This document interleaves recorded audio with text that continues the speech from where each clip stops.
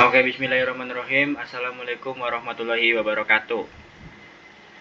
Jadi kami di sini ingin membuat sebuah video presentasi untuk mata kuliah proyek 2 dan kami berasal dari kelompok 7 kelas SIKC 2B. Nah, untuk judulnya sendiri yang kami ambil yaitu implementasi sistem informasi pengelolaan keuangan untuk meningkatkan transparansi dan akuntabilitas pada Masjid Al-Istiqomah Desa Lobenar. Jadi di sini kami bermitra dengan daerah kemakmuran Masjid Al-Istiqomah Desa Lobenar. Oke, bisa lanjut. Nah, di sini ada anggota-anggota dari kelompok 7 sendiri, yaitu Muhammad Farizal, yaitu saya sendiri. Lalu ada rekan saya Tata Sri Noviani dan rekan saya satu lagi yaitu Muhammad Hanif. Nah, kita mulai langsung ke bab 1 pendahuluan yang akan dibacakan oleh saudara Muhammad Hanif. Dipersilakan. Bab 1 Pendahuluan. Latar belakang masalah.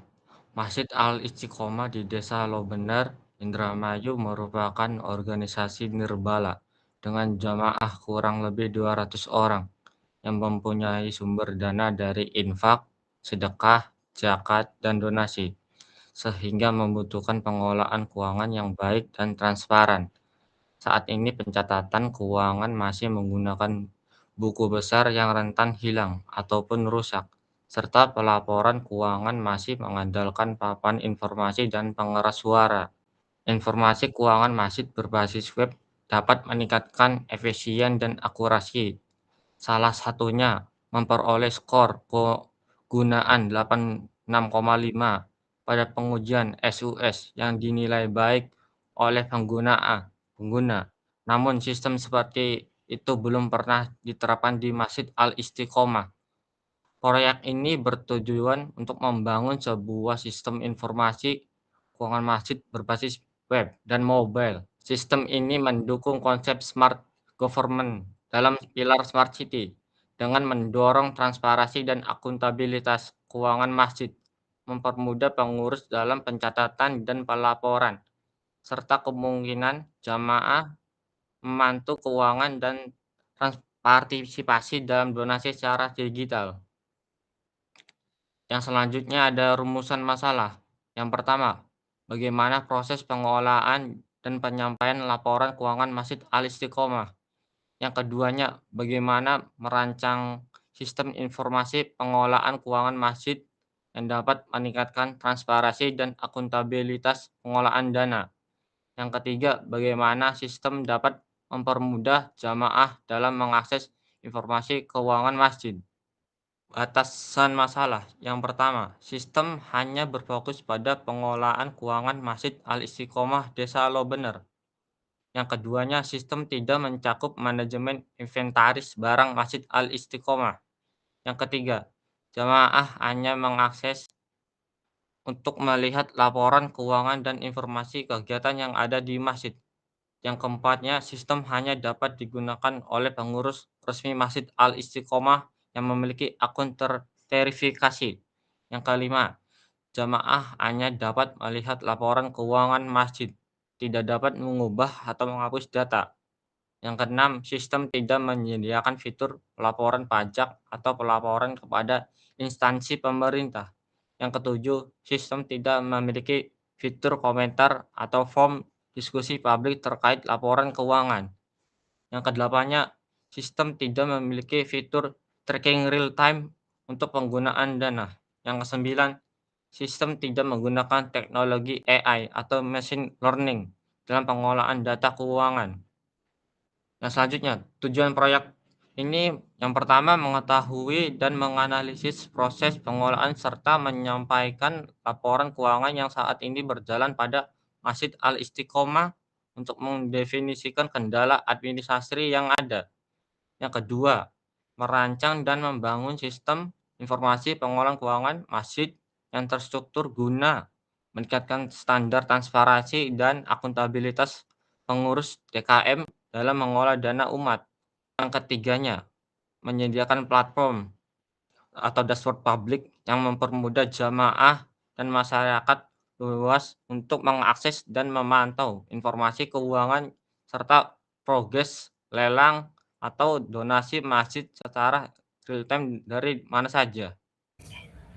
Yang selanjutnya ada manfaat proyek. Yang pertama, manfaat untuk mitra. Mempermudah pencatatan pemasukan dan pengeluaran keuangan masjid secara digital. Mengurangi risiko kesalahan pencatatan dan kehilangan data karena tersimpan rapi di dalam sistem.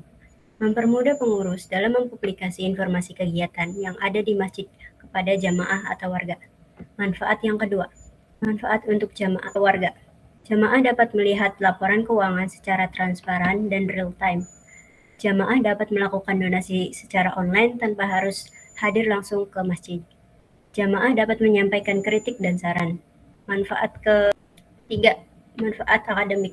Menjadi contoh penerapan teknologi informasi dalam pengelolaan keuangan dalam organisasi masjid. Manfaat yang selanjutnya, manfaat sisi perkembangan Smart City. Mendukung konsep Smart Government melalui digitalisasi pengelolaan keuangan masjid yang transparan, menjadi model pengelolaan transparansi keuangan untuk organisasi sosial lainnya. Manfaat yang kelima, manfaat sisi penelitian selanjutnya.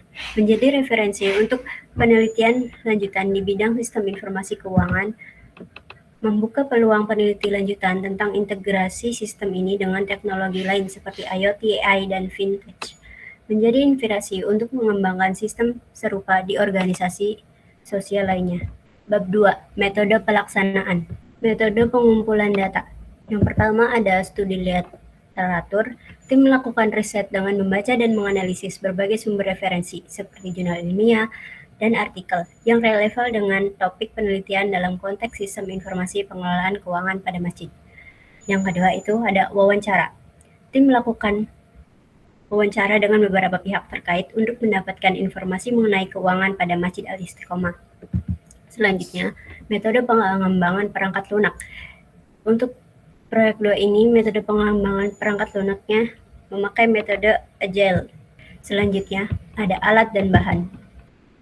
Yang pertama, ada laptop, WiFi, Figma, Word, Draw.io, HTML, Visual Studio Code, Exam, PHP, Laravel, CSS, Flutter, Dart, MySQL, PHP MyAdmin, dan Windows 11. Di sini alur pengerjaan proyek dari analisis kebutuhan yang dimana untuk subbab analisis kebutuhan mencari mitra, wawancara dengan mitra, identifikasi kebutuhan sistem, dan penyusunan daftar fitur dan validasi kebutuhan dengan mitra. Yang selanjutnya ada desain sistem. Yang pertama, diskusi tim, perancangan UML, perancangan antarmuka, dan yang terakhir ada konsultasi dengan dosen pembimbing.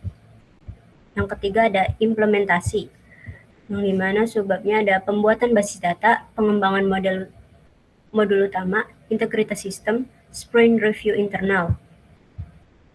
Yang keempat ada pengujian. Subnya ada pengujian fungsional yaitu dengan black box, terus perbaikan bug dan uji coba kepada pihak DKM. Yang kelima ada evaluasi mitra dengan demonstrasi sistem ke DKM, pengumpulan feedback, identifikasi kekurangan sistem, dan penentuan perbaikan.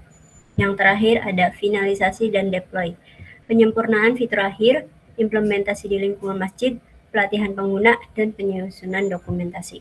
Selanjutnya ada proses bisnis manual yang ada di Masjid Al-Istiqomah. Pengurus masjid mencatat pemasukan dan pengeluaran keuangan masjid pada buku besar. Pengurus mempublikasi laporan keuangan per bulan di papan informasi. Pengurus mengumumkan informasi keuangan tiap bulan. Pengurus memeriksa laporan keuangan. Pengurus menginformasikan kegiatan masjid. Di sisi aktor warga ada warga memberi donasi atau infak. Warga melihat laporan keuangan di papan informasi. Warga mendapatkan informasi kegiatan masjid. Oke, selanjutnya kita masuk ke bab 3 rancangan sistem. Di sini kami melakukan analisis kebutuhan sistem dengan cara diskusi tim, lalu identifikasi kebutuhan sistem, dan yang terakhir yaitu wawancara dengan mitra. Jika tadi ada sebuah alur bisnis, proses bisnis, maka sekarang ada diagram alur sistem yang sudah kami rancang. Itu di sini ada 4 aktor, yang dimana 3-nya terdiri dari pengurus DKM yang kita bagi role-nya, lalu ada sisi warga atau jamaah. Lalu baik yang pertama ada mengelola data pemasukan, bendahara, lalu bendahara mengelola data pengeluaran, dan bendahara menyusun laporan keuangan. Lanjutnya ada aktor sekretaris. Sekretaris dapat mengelola informasi kegiatan masjid. Lalu ada aktor ketua masjid. Ketua masjid dapat memverifikasi laporan keuangan yang dibuat oleh bendahara. Lalu ada aktor warga. Warga dapat melihat laporan keuangan, dapat melihat grafik keuangan, dapat melihat informasi masjid, dapat melakukan donasi, dan dapat memberikan kritik dan saran. Lalu di sini ada sebuah activity diagram. Mungkin saya tidak perlu jelaskan secara rinci ya. Boleh ditampilkan saja ya seperti ini. Mulai dari aktornya sendiri dan reaksinya terhadap sistem dalam use case. Ini tuh use case menambahkan pemasukan. Lalu yang di sebelahnya ada use case untuk menambahkan pengeluaran. Oke, lanjut. Lalu di sini ada sequence diagram. Ya, seperti ini tampilannya. Sama, kami menggunakan juga pemasukan dan pengeluaran dalam sequence diagram, yang dimana ini adalah reaksi dari aktor, lalu modul atau fiturnya, lalu sistemnya, dan database. Seperti ini. Bisa di pause saja jika ingin melihat. Next, selanjutnya kita masuk ke kelas diagram. Untuk di kelas diagram sendiri kami ada beberapa kelas, yaitu pengguna, kegiatan, kritik saran, transaksi, laporan keuangan, dan donasi, yang dimana masing-masing antar relasinya memiliki relasinya sendiri. Selanjutnya ada ERD, Entity Relationship Diagram. Di sini saya sedikit jelaskan dari ERD ya. Di ERD sendiri ada entitas user, ada entitas kegiatan, ada entitas laporan keuangan, entitas transaksi, dan entitas donasi. Untuk entitas kritik dan saran sendiri, dia konsepnya tuh stand alone, karena tidak berelasi dengan entitas manapun, karena yang dapat memberikan kritik dan saran adalah jamaah, sedangkan jamaah sendiri tidak melakukan login. Untuk relasi antar entitasnya sendiri, yaitu user dapat menginput transaksi yang dimaksud yaitu transaksi catatan pemasukan dan pengeluaran. Lalu user dapat membuat kegiatan, yang dimaksud yaitu membuat sebuah informasi kegiatan yang akan dipublikasikan. Selanjutnya, user dapat memverifikasi laporan keuangan. Ini adalah peran dari aktor ketua masjid ya. Jadi user sendiri di sini kami kan memiliki tiga aktor, yaitu bendahara, sekretaris, dan ketua masjid. Masing-masing di sini sesuai role-nya mereka melakukan tugas-tugasnya masing-masing. Lalu untuk laporan keuangan sendiri itu merekap dari transaksi. Lalu untuk donasi itu dijadikan transaksi. Jadi maksudnya yaitu donasi adalah salah satu sumber pemasukan ya, sumber pemasukan, jadi berelasi dengan transaksi. Dan ada kritik dan saran sendiri, itu standalone. Oke, bisa dilanjut. Nah, ini ada beberapa perancangan desain sistem ya yang sudah kami kerjakan, namun belum semuanya. Ini ada tampilan beranda seperti ini kurang lebih. Lalu selanjutnya tampilan informasi. Jadi kurang lebih nanti untuk website ya, kami belum membuat untuk prototipe mobilenya, namun kurang lebih seperti ini untuk website. Dan dari mobile pun temanya tidak akan terlalu jauh, hanya penyesuaian ukuran saja. Lalu seperti ini gambarannya. Oke, next. Sekarang masuk ke progres pengerjaan proyek saat ini ya. Dari kelompok kami sudah menyelesaikan bab 1, lalu bab 2 sudah menentukan metode, alat dan bahan, metode pengembangan perangkat lunak, alur pengerjaan proyek, dan jadwal kegiatan. Lalu pada bab 3 sudah melakukan analisis kebutuhan sistem, perancangan desain sistem yang terdiri dari pembuatan diagram alur sistem, terdiri dari use case, activity, dan sequence. Perancangan untuk arsitektur database yaitu ada kelas diagram dan IRD. Untuk desain antarmuka UI UX sebagian sudah dibuat namun belum sepenuhnya selesai. Lalu ini ada jadwal kegiatan proyek ya dari kami, itu ada di bulan Januari minggu keempat, Februari minggu pertama, minggu kedua, minggu ketiga, minggu keempat, dan Maret minggu ke-1, 2, dan 3, yaitu untuk saat ini ya, progression terbaru. Nah, ini ada pembagian tugas dari anggota kelompok kami. Di sini ada saya sendiri. Kontribusi saya kurang lebih dalam penyusunan laporan, desain sistem, lalu pembuatan prototipe sistem, implementasi sistem, dan pengujian sistem. Lalu ada rekan saya Tata Sri Noviani. Dia juga melakukan penyusunan laporan, analisis kebutuhan sistem, desain sistem, dan pembuatan prototipe sistem. Lalu yang terakhir yaitu Muhammad Hanif melakukan analisis kebutuhan sistem, pembuatan prototipe sistem, lalu pengujian sistem.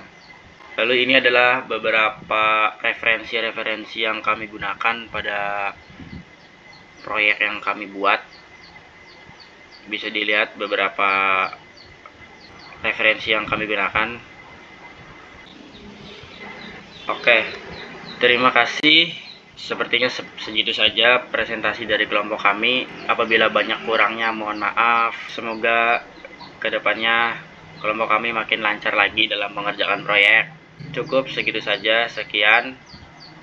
Wabillahi taufiq wal hidayah. Wassalamualaikum warahmatullahi wabarakatuh.